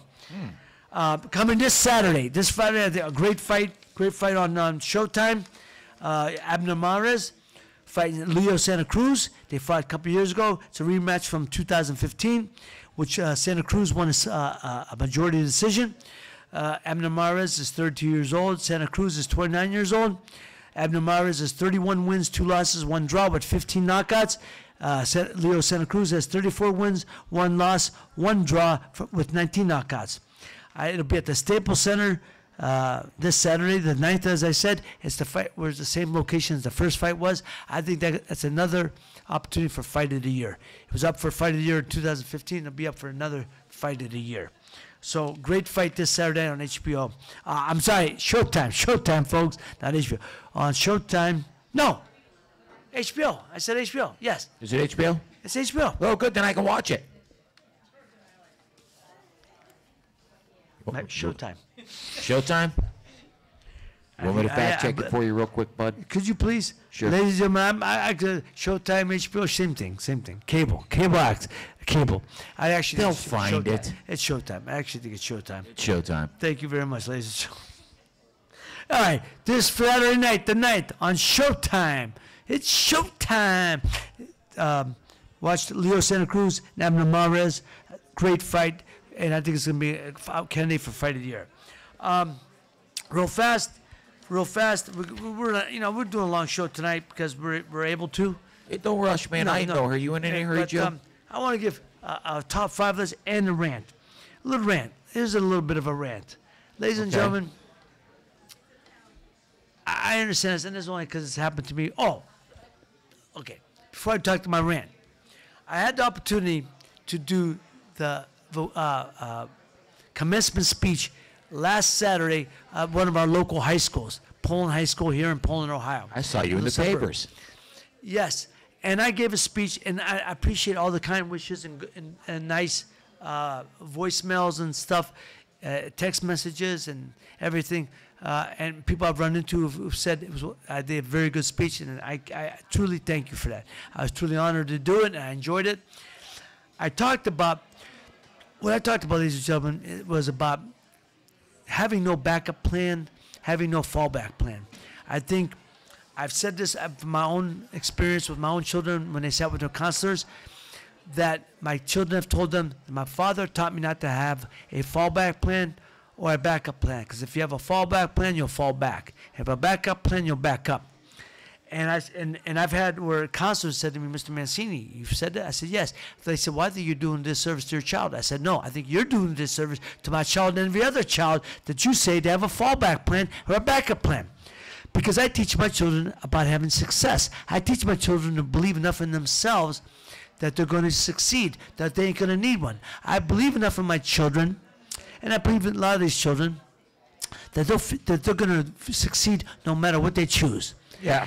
But I also have enough belief. Testify. I believe that in these children, that if, like I did my own children and in myself, I had no fallback, no backup plan. I went to New York to be a fighter in 1979.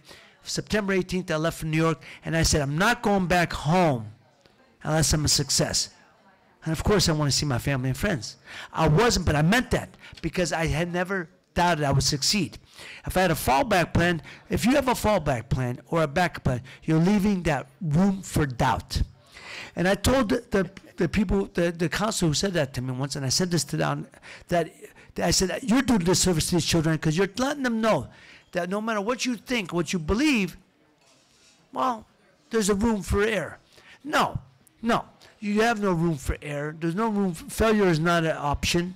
And I believe that. And I believe this enough in these kids and in my own children. I believe that if it didn't go the way they had hoped, sometimes in life it doesn't, that no matter what, at that moment in their life, they would figure it out, much like most people would.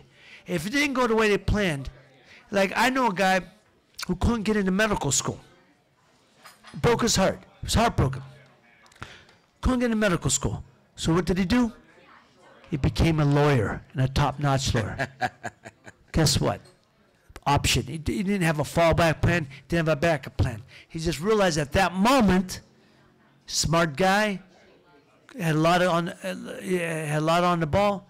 I'm going to change directions. See, calling an audible, calling an option, is not a fallback plan. He's just figuring life out at that moment. That's what these people do. And I have a feeling that would happen. I give examples. My daughter wanted to be a tattoo artist. The counselor said to me, you're okay with that, Mr. Mancini? I said, why not? She's a wonderful artist. It's low overhead. She's never going to run out of bodies. Why wouldn't I agree with that? It's a good trade. Sure, and that's a trade, exactly. She has a trade. Well, they said, what's your fallback plan? She said, my father. I said, no. Never going to happen, not in this life. I love you.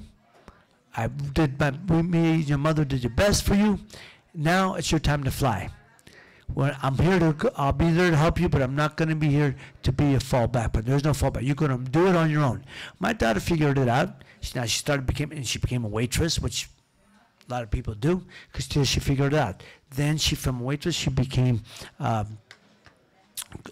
started with a company that does a promotional events in Las Vegas and Las Vegas, Los Angeles, and then now she has her own company. And it's called microblading eyebrows. You know, people who have thin eyebrows, they do. It's a tattoo. It's basically a tattoo of your eyebrows. Yeah, it's very called popular. microblading, but it's a tattoo. So she's using art, and she started her own company, and she's doing pretty good, and she gets paid well to do this. Yeah. These microblading blading eyebrows. So she figured it out. But it was not the road she took. She wanted to become a tattoo artist, but she took a road, and she wanted. I tell people, it doesn't matter how you get there. Some people take side roads, some people take a direct shot. It doesn't matter how you get there, as long as you get there. And she does well, and she travels the country, travels the world, on her, speaking, because she speaks perfect Spanish. So she travels the country, travels the world, and goes all over it, and able to for her business. So anyhow, that's how she she figured it out. I have a son who didn't know it. My oldest son didn't know what he wanted to do at the time. He was a wonderful athlete, suffered a bad injury in high school, and lost the love for the sport. So after a couple of months, I gave him options. I said, look, you're going to figure it out. And I said, I'm doing nothing. He figured it out and went going to acting school. Now he's done right. My son's going to be a star, ladies and gentlemen, not because he's my son. And every parent wants to say he's going to be a star. He's going to be a star because he's done it the right way. He comes from the world of stage. Stage actors are real actors who learn the craft. And he goes to class twice a week. And my son's is going to break out because he's done it the right way. And all he wants is the opportunity. Again, took another option. He figured it out on his own. Things didn't plan out the way he wanted with his high school career. He figured it out. My third child, Ray, went to college on a scholarship, basketball scholarship, got there, figured out he didn't want to play. 1 month there, he said, Pop, I don't want to play. I said, what do you want to do? I just want to be a student. Just be a student. From there, he joined a fraternity. He loves college life. He will be graduating in December. He's doing an internship in New York. He's for fashion design. And soon enough, he's got a job offer waiting for him, and he'll go back in January.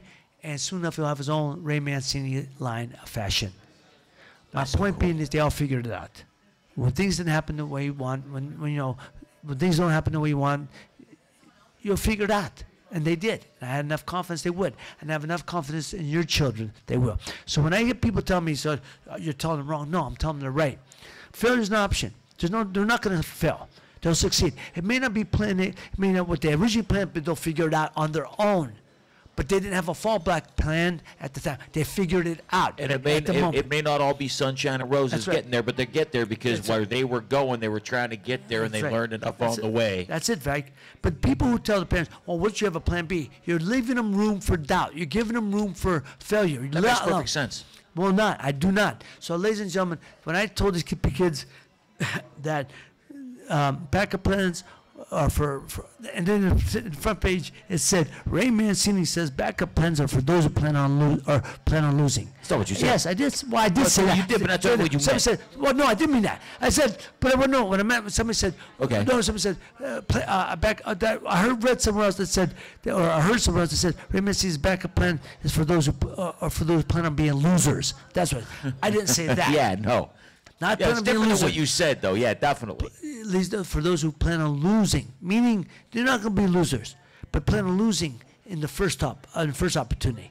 I'm telling you, whether it's first, second, or third, you will succeed, but you have to have that mindset that I'm going to see no matter what, and I do not have a backup plan, I do not have a fallback plan, I plan on succeeding. Go for it. And that if things happen in life as they sometimes do, Joe, am I boring you, Joe? Joe, you're over here, Joe's over there. If things don't go the way they go, the way you plan on, then you'll figure it out. That's what we do in this life. We figure it out. Amen, brother. And I told him another thing. I said, and for those who don't mean it doesn't mean you have to go to college. I mean, a lot of people go to trade school. Go to trade school. Boxing's a trade. Acting's a trade. My kids went to trade school. I went to trade school. In essence, in theory, boxing's a trade. So I went to New York to further my education. Also, I said, and for these kids who are working and going to school, and mom and dad allow you to stay at home to save money, which is a beautiful thing nowadays. Yep. It ain't a crime to pick up the bill once in a while, buy groceries once in a while, pay the electric bill, the water bill. Girls, pay the water bill. Amen. Girls, when you have to figure out what you pay, you won't be standing there for a half hour just sitting down there letting your hair be, with their hair back. No, Like no, my wait a minute. daughter used to, like my wife likes to do, like others do. Don't blame Sit the there. ladies all the Don't time, you right? dare- Don't blame the don't ladies. you I dare take say long half-hour showers. Nah, Longer showers than you. nah, I take long showers too, I Ray. got Action take longer than no. Yeah, see? It's all coming out now. You want me to take the microphone over here? We got the amen corner over here. We don't need that. No, He's in there girls, singing Dean Martin to him. girls, please pay for the water bill one time. Parents, let No, you're right, make though. your Kick make it. your children and kids. Buy your parents groceries one time. Just pay for the groceries one time. They're appreciative of that. Pay for the heating bill, like the water bill. Girls, pay for that water bill one time. You'll be taking shorter showers. So, that was my message. That not that backup plans are for losers, but it's for those who plan on losing. There's a difference. Plan on losing and being losers. One's a mindset. One's something that may happen in life. Do you plan on losing? I lost plenty of times, but I've succeeded more than I lost. If you plan on losing, you're going to lose. But you know the old saying, you show me a good loser and I'll show you a loser. People, we were taught, because you got to learn how to be a good loser. No, lie. Show me a good loser, I'll show you a loser. You got to learn how to lose. No, it's a lie. Losing is a fact of life. We deal with it, we accept it. At the moment it happens, we have to, and we move on, we deal with it and move on. So, with that being said, do not accept losing, do not accept failure, do not accept any negative vibe, negative connotation of anything in life that we plan on succeeding. And if things have to go the way we want, we'll figure it out at that time. Okay? That was the message. So, parents, I'm glad you appreciate that. I hope the kids got it. I hope they get it right. I hope they plan on going to school, plan on going to tech school, go to trade school, go search for your dreams, reach for your dreams. That's why I kept pushing. Reach for your dreams. You want to be an actor, an athlete, an astronaut, whatever you want to do, go for your dreams. If you want, like when I was in 1979, when I said I wanted to be a world champion fighter, when I went to New York, that's like saying I wanted to fly to the moon. That was like saying I want to win the Academy Award. People looked at me like, I was saying I was speaking foreign language, but I knew in my heart what I wanted. For you to say that, it just solidifies, cements the thoughts you have in your heart and your mind. The heart and mind got to be in unison. The old saying, "What my mind can conceive, the body can achieve. If I can dream it, I can be it." Psychologists have a fancy name called positive mental visualization. That if you could see yourself in a certain position, you could see yourself and believe it, you can get there. Oh, yes. Hell, I was called dreaming. It's just having a dream. But dreams without action are dead. So follow your dreams. Make them become a reality. Go to school. If you want to be a doctor, you can't be sitting at home saying I'm going to be a doctor. Go to school. If you can say you're going to be an actor, guess what? Sitting here saying I'm going to be an actor. Go to Hollywood. Go to New York. Go someplace to practice and study. Go to Cleveland. That's not far. Go to they have acting schools in Cleveland. Because you know what I'm saying? If you're going to go fishing, you got to go to the water. Go to the water, folks. Drink from the well. Okay, I'm getting exhausted. Joe, anything else I missed? No, that's good. Vike, anything else? You're going to do a top five? You want to do a top five? You got a couple of listener questions coming here too. You want to throw a couple of those out? Let's do the questions first. We just got a couple coming here. First of all, we'd like to chime in. Our friend Richard says he'd like to get Mike DeRose on. Oh yeah, Mike. I spoke to him on radio show. We had him on the old show, so getting Mike on would be a great idea. Our friend Daniel wants to know how and why you got into boxing. I think that's a long-told tale. Give it to him. I'll try to give it you a 2-minute version. Daniel, I was 15. I had my first amateur fight at 15. Turned pro at 18. Retired, won the title at 21, and then retired at 24. I got in because my father was a fighter in the 30s and 40s, #1 contender in the world. Signed to fight for the world title in February of 1944. Got drafted in January of February of 1942. Got drafted in January 1942, and consequently, I always said I'm going to win that world title for my father, be a fighter world champion for my father. That's the only reason I got into the fight game, is to win that title for my father. If he would have won that world title, had a chance to fight for it, he would have won it, and there would have been no reason for me to be a fighter. So That's why I became a fighter, and I turned my first fight when I was 15, and I retired at 24.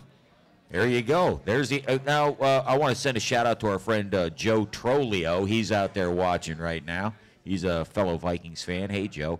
And we got a question from Adam. I think you pronounce his last name Adam Lown. He's in the UK, and I'm going to ask you this question, and you promise me you got to answer it before you start losing it. Okay. Hi, are you Mexican? Is it hard being a Mexican in America? Adam, órale, vato, no sé, I don't say. I don't know these. No, I can't talk. Adam, no. I have a lot of Mexican friends. I am Italian. Adam, I am Italian. No, I'm not. It's okay. I mean, look, I have a lot of Mexican friends. I would be proud to be Mexican if I was. And as I tell anybody, be proud of who you are and what you are. But I'm very proud. I'm a very proud Italian American, and I have a lot of Mexican friends, and they're lovely, lovely people, wonderful people, very proudful people. So, but no, I am not Mexican. And what was the second part of the question? Yeah, he wanted to know if it was hard being a Mexican in America. I imagine it would be. I think it's hard Especially to be. in this day and I age. think it's hard to be a minority as you said, in this day and age in America. Yes. To answer your question, Adam, I think it's hard to be a Mexican person of color. It's just at this time, in this day and age, there's a lot of look. As much as we're together, the country's divided. Yeah. So I don't know how it is in the UK or in England, but I don't think they have it as much as problems as we have. I really don't. I didn't want to imply that Adam's question was silly, but it just took me by surprise. No, that was a good question, but Adam, no, very good question. But I'm Italian American. Siciliano. But it's Siciliano. That's it. My man, my brother knows it. Siciliano. But yes, I think it is difficult for minorities, Mexican Americans, who've ventured into this country from Mexico, and for African Americans, I think it's just hard being a minority in this country. Any person of color. Yeah. The Arabs, the same thing. People come from Arabs, the Muslims.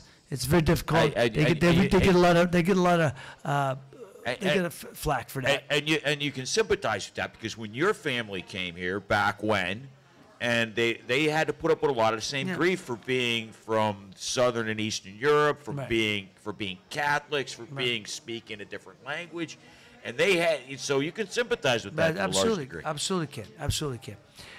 Okay, what's the next question? I think we got all the questions in there, so if you got a top 5, let her rip. Okay. Oh, hey, wait a minute. John Russell wants to know, he wants to do dinner at the Diamond Grill in Akron. Wait a minute, the Diamond Grill. John, just let me know, brother. Whenever you like it. When you coming back up. My man John's from Florida. Hey, John. Yeah, you gonna John, ladies and gentlemen, John was the trainer of Buster Douglas when he won the world title, when he beat Mike Tyson. So John's a wonderful trainer, wonderful boxing man. Good boxing guy. Just knows the sport very well. Come on, Ray. Take me with you. So John's living in Florida now. Splits the time, I believe. Splits the time. So John, when you come back to Akron, let me know. I'd love to spend time with you and break bread. So let me know. Take your Uncle Vike with you. Come on. I'll tell Vike. Sometimes I think you're ashamed of me. You never take me anywhere. I love nothing but love for my brother. Nothing but love for you. All right, you got your top 5 ready to roll, brother. I think that's about it. I do. I'm sitting there. I'm drinking a lovely glass of wine here, and this is a lovely Cabernet Sauvignon called Charles and Charles. Not Charles in Charge, as I first said. Charles, Don't Charles you know that guy? and Charles. Yeah, I know Scott Bale. Charles and Scott Bale is a wonderful guy, really good guy. Yeah, we should get him on the show. We had him on the old show. You got to get him back on. Georgie Sadie. If you're listening to Georgie Sadie, who lives out there in California, out in the valley, good friends with Scott. I met Scott through George. George, see if we can set that up, okay? I don't know if he's ready to talk now, but get him on. We'll just talk about fun stuff. Okay? Hook it up. Yeah. So here's my top 5. I have a top 5. Here's the thing. I had a rant, so it's a small rant, but I'm gonna have a rant. It's a little rant. Ladies and gentlemen, a lot of these people when I've gone to events, they send their kids up to ask for an autograph. Yeah. But I sign for anybody. I sign for kids. I will never piss up a kid or anybody. Yeah. Anybody. But they send their kids up to ask, well, could you sign this for my father? Well, where's Dad? Dad's over there. I tell you, Dad, if you ain't man enough to come here on your own, you ain't getting it. So, that was, I know you can't turn the kids down. I don't ever turn kids down, But, ladies and gentlemen, it's a small random. But, gentlemen, especially gentlemen, not ladies, don't pimp your kid. Don't send your kids to do that. Don't do that. Don't send your kids out like trolling. It's like trolling. Can we get an autograph? Oh, yeah. For my dad. No. Get it yourself. It's not like you're a hard guy to talk to. It's not like you're a hard guy to approach. The kids, You're I love kids. But if you want the autograph, I'll be more than honored, flattered. Just don't send it. It just bothered me. That happened recently over the past, when I was away. And it just bothered me. Guys send his kids up for autograph. Just ask for the autograph. I have no problem. I'll sign for everybody and anybody. I mean, I understand that because, I'm no send your kids out. When I was single, I used to send my kids out trolling. That's a perfect way That's to put a it, joke. dude. I'd bring them to the park. I'm joking. Joke. That's a joke. There goes I Andy. never did that to my kids. Here's Andy Never. Green again. No. I sent them like bird seed. I thought my kids out there was like sending birds. You just put the birds in. The seed caught. Right. Except for the little birds coming up. No. I'm joking. brother. I'm joking. My son was a little blonder. He was a beautiful little baby. He just said, "Ray, go play with the other kids." Yeah. Oh, isn't he wait. cute? Isn't he? Yeah. Hey, how are you? My bride, this is before you. This is BT, before Tina. Before Tina. I'm joking, ladies and gentlemen. I did not do that. No, I did not. That ray-shaped hole in the couch. I'm joking. I'm joking. Yeah, I'm on the couch. When ain't I on the couch is a better question. So, anyhow, here's my top 5. Here's it. Let it roll. So Let that's it all. fly. Just, ladies and gentlemen, if you want to, please don't send your kids up. I'd be more than happy to. But it just drives me nuts. I love the kids. But don't drive them up because it just drives me crazy. I couldn't do that because A, I've got no kids, and B, I've already got your autograph, and There you C, go. I wanted There you go. Baron Arrows. There you go. How about this? Now, look, I'm a wine drinker. As you can see, I love my wine. I'm a wine, Raymond, Southpaw wine, Southpaw. Softball We're wine. going to get the wine back in here at 422. Thank you. So, before we sign off, do one thing again. Cafe 422 here in Boardman, Ohio. If you're in the area, if you're local, please stop by. They're wonderful. The food's right. They got Who's the food special server every guy? night. That guy, I love that guy. Michael. Thank you, Wonderful Michael. guy. And for Sadar is the owner. Wonderful guy. Thank you for having us, Sadar. Thank you, truly. If you come here, eat the food stuff. They have specials every night. Believe me, very few places do you get more bang for the buck than here at Cafe 422. Do you agree, Brad? Well, she stuffs her mouth with food. What are you having? Yeah. Okay. So anyhow, It's just a salad till the gnocchi gets here. And they have a wonderful wine selection. So they do have. So my number one. Here's. So I'm going to give you my top 5 wines. My son's calling me. Hold on one second. Leonardo Mondier. Can I call you back? Okay. Vike says hello. Joe says hello. Leonardo says hello. Okay. All right, ladies and gentlemen. Nothing can happen when you're live, right? Okay. Here we go. So my top 5 wines today. It could change tomorrow, next week. But number one, they're never going to change. Never going to change. So here's my top 5 wines. I'm all red wines. I drink white during the summer occasionally, but I'm a red wine drinker. I drink red with everything. So here we go. Fire it up. Top 5. Number 1, Southpaw. Southpaw by Ray Boom Boom Mancini. You're not just Southpaw, saying that. my wine. It's the champ of wines. That's it. Fort Pitt. It's legit. Where can I get some, Ray? You can get some here at your local food stores. You can get at the Shining on Poland, Ohio. Okay. Premier Chalet out here in North Lima. There's one right there. Willie Brothers over here in Boardman. There's one right down here. Yeah. They sell at most restaurants in the town. You get A&C downtown. Al Francis Kelly's A&C downtown. So, ladies and gentlemen, yeah, but that's number 1 wine, Southpaw by Ray Mancini. It's 100% Napa grapes, bottled and blended. It's a red blend, ladies and gentlemen, in Lodi, California. So it's easy drinking, easy drinking. Take his word It's for a it. dangerous wine because you could drink a lot of it. Ooh. It's a dirty, sassy Okay, wine. number 2. I should have went from 5 to 1. I'm gonna go from number 5. Wonderwall Pinot Noir, Wonderwall. But it's from Edna Valley, California. It's a great wine. Just easy. Pinot Noir is one of my favorites. So it's my favorite wine. At night. It's just like a table wine, right? Yeah, but a little bit of that, baby. A little bit of wine. Wonderwall. I don't know. I drink Thunderbird, Ray. I don't know. Was it Wonderwall? My one with John Mayer. Wonderwall. And after all, you're my Wonderwall. Can't remember what artist that is. Yes, you're right. Who did sing that? That was a. I can't think Yes, of who that was. Wonderwall. Look that up. Like we look. Wonderwall. Yes. What? So one. Okay. Number 4. When you get done, I got to read this comment. You got it. Number 4. Our own Carmen Policy. Here from Youngstown, former president of the 49ers, and my former lawyer, my former part of my lawyer team. Your barrister. My law firm. Casa Piano. Casa Piano is spectacular. Carmen, you do great wine. There's no doubt.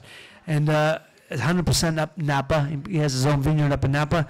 And the one that was particularly all his wines, but get Our Gang.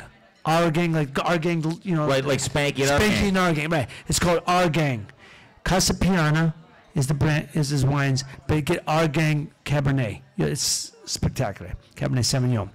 So, number 3, Roveron Amarone from Veneto. Venice, Veneto is the province of Venice, but Veneto in Italy. Roveron Amarone is spectaculare. Believe me, you're going to love this wine. Number 2, Ferrari Carano Tresor. The Tresor wine is from Sonoma. And, I'm sorry, not Sonoma, my bad. Heldsburg, Healdsburg, Heldsburg, California, which is right between Sonoma, near Napa, Sonoma, Calistoga, all the areas up there, all the wine Youngstown, Miles Warren sort of situation. Yeah, it's a wine country. Yeah. Heldsburg, where the Ferrari Carano vineyards are, spectacular. So Ferrari Carano Tresor is number 2, and number 1 we already established is Southpaw, red blend. Round number 5. You know what you need? Round 5. You need to make a commercial for that. I think I got the perfect voice guy for you. Southpaw. So. Hey, listen, I got to get this one in here. We got a comment on the feed. You know a guy named Bob Sammartino? Bobby, Sammy, my man, Sammy, slamming Sammy. Here's his comment. He says, Raymond, I remember you as a little kid and being in your parents' kitchen and you running up to me and punching me in the family jewels. Yeah, that's true. That's true. Well, let me tell you another story about I did with Bobby. I did. Bobby was first of all dear friend of my brothers, and they went to grade school together. Yeah. And then Bobby went to Cardinal Mooney, which I am alumni of. Graduated same year. Bobby has been a dear friend, and I love his brother Ronnie. His brother Ronnie's I love him, one of the best people in the world. He used to, when we were playing baseball, Class B, when I was playing baseball down in Permanent Park here in Youngstown, Ronnie Ditch, we call him a nickname Ditch, was always there. He was getting the balls for everybody. Anyhow, Ronnie and Bobby are two of the best people I know. Bobby, I'm glad. Yes, he still calls me Raymond. That's why how long I know they know me, how long they know me by what they call me. Right. And when they call me Raymond, I know they know me as a kid. Yeah. And yes, I did do that, Sammy. I drum up. Hey, you're too tall. I had to drop you down. Cut you down to size. Drop one low. I do it to, hey, I still do it to big guys. Drop one low, cut you down to size. Sammy, you're the best. Are you still in Florida? I think you're still in Florida. If you're still, I appreciate you listening in Florida. See, people, we are an international and a domestic We're crowd. all over the place. We're all over the place. And I got to say, I got to respect that move because that is classic little brother move right there. Yeah. Oh, drop one low, cut him down to size. He was too big for me. All these guys, they picked on me all the time. But anyhow. All right, ladies and gentlemen, again, my top 5. Number 5, Wonderwall Pinot Noir in the Valley. Number 4, Common Policies, Casa Piana, Our Gang, Cabernet Sauvignon from Napa. Number 3, Roveron Amarone from Veneto, the province of Venice. Number 2, Ferrari Carano Tresor from Heldsburg, California. And number 1, Southpaw from Napa Valley, bottled and blended in Lodi, California, sent to you by your and distributed here in Northeastern Ohio. So, Vike, anything else? No, I think we're about it, brother. Okay, Joe, we did a pretty good show. That was a little long It today. was a solid show, man. That's about an hour and a half. Ladies and gentlemen, again, I want to thank our sponsors. Let me get our sponsors. I did not do this earlier. and I- Get your sponsors in. I want to thank Cafe my friend Sidar and Cafe 422 here in Boardman, Ohio, for allowing us to do the show live. If you'd like us to do show live here in the local area, please get in touch with Joe or Vike, or we got our numbers. Our number shown. Get a call, Joe, and leave a message. We'll do it from your place of establishment. And morning, afternoon, night, whatever you like us to do it, we'll do it. Preferably on a Tuesday or a Thursday. We could do it other days if I'm traveling, but preferably Tuesday and Thursday. We want to thank our sponsors, Ginger Heat. My man Ginger Heat, my man Ginger. I got to get some of that, man. My man Rob Logo from Ginger Heat, which now I'm a brand ambassador.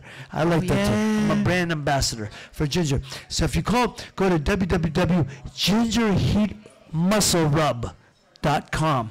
gingerheatmusclerub.com. Use the promo code Boom Boom, and you get about $3, $4, or $5 off. I think about $5 off. I'm going to have to score some of that. Let me tell you, you're gonna love this stuff. If you have problems with your muscles, as you know, and if you work out like I do, just everyday activity, believe me, and your muscles hurt, you put this on, you put two left, wait 10 minutes, put another on, it stays in your system. The next day, as you move around, your body will heat up, and your muscles will get heated up and be ready for the day. It's unbelievable. I'm not telling you that I'm a brand ambassador. That's why I become a brand ambassador, because I had never had anything like it. So www.gingerheat.com. No, gingerheatmusclerub.com.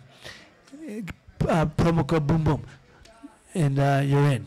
You'll get a discount. So I want to thank our friends Rob Logo and team Ginger Heat, and my friend Andy Zelko from Zelko Distribution Services, or Zelko Designing Systems.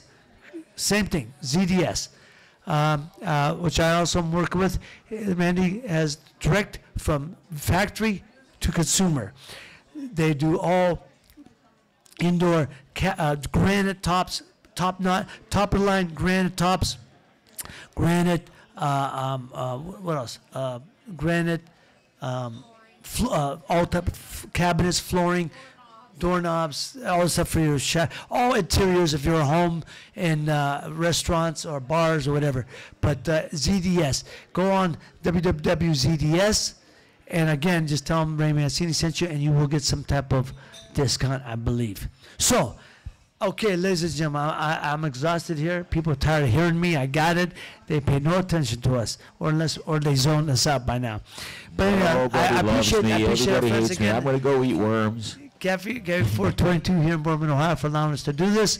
We're going to stay here and have some grub afterwards. The food's terrific. So please come up if you ever get a chance. If you haven't tried it yet, come up. They have daily specials that are spectacular. Best probably bang for the buck in town. Really. You get very, very good food here.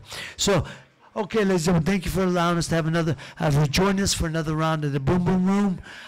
If you enjoyed yourself, I hope you'll come back again and tell your friends. If you didn't, as we say, keep it to yourself.